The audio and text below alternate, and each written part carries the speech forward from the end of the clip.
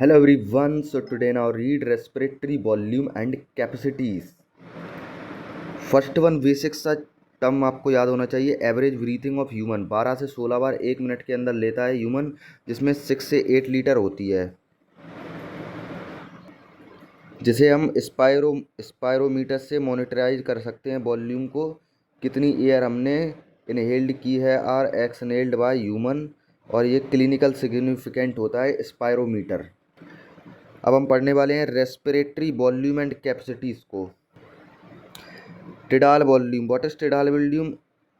Air taken in our send out during a normal inspiration and expiration. Normal जो कि हम लेते हैं, इंस्पायरेशन यानी ऑक्सीजन लेते हैं, एक्सपायरेशन कार्बन डाइऑक्साइड छोड़ते हैं, उसका है ये सिस्टम।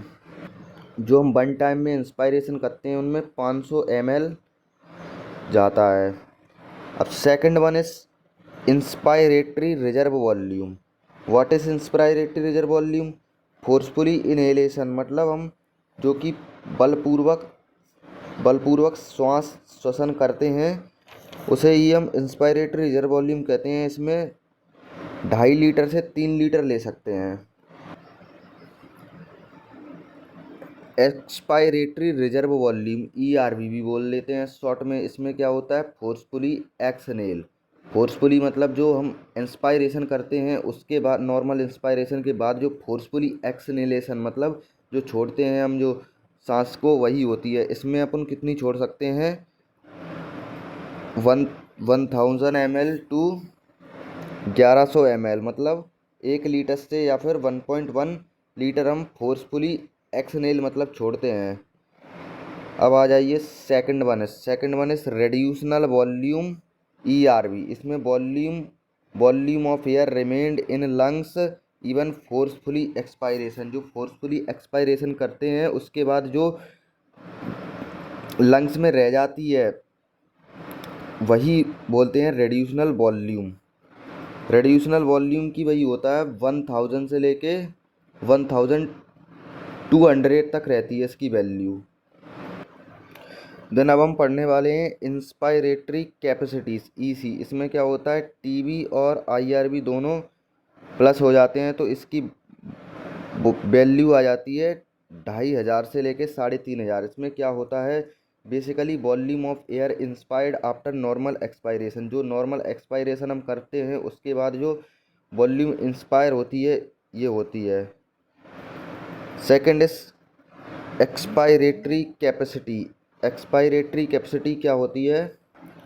एक्सपायरेटरी कैपेसिटी में क्या रहता है? TB plus ERV expiratory reserve volume दोनों प्लस हो जाते हैं तो जिसकी वॉल्यूम आ जाती है 1000 टू 1600 तक वॉल्यूम रहती है। इसमें क्या होता है? नॉर्मल वॉल्यूम, नॉर्मल जो अपन करते हैं इंस्पायरेशन उसके बाद जो एक्सपायरेशन करते हैं उसकी वॉल्यूम रहती है।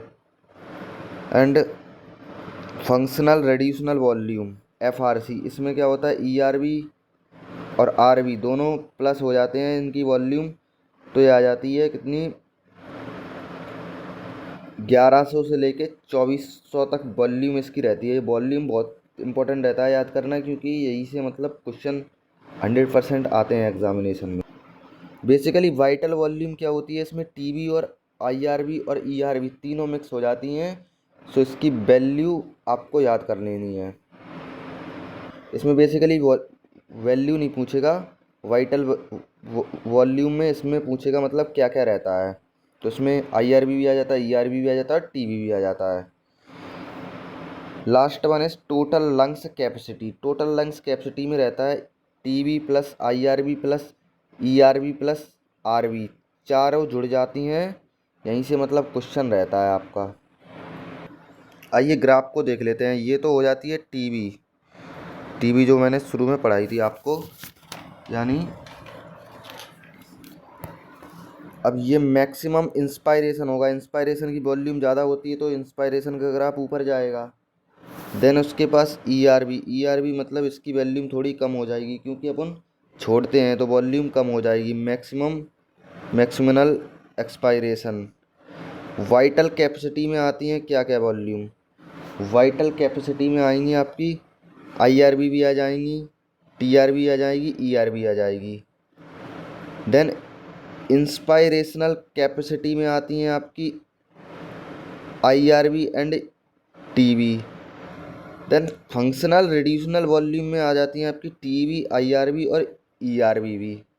और टोटल लंग्स कैपेसिटी में तो ये चारों रहेंगी जो मैंने ऊपर बताया है, ERB भी, IRB भी और RB plus TB। So thank you guys, watch this the end.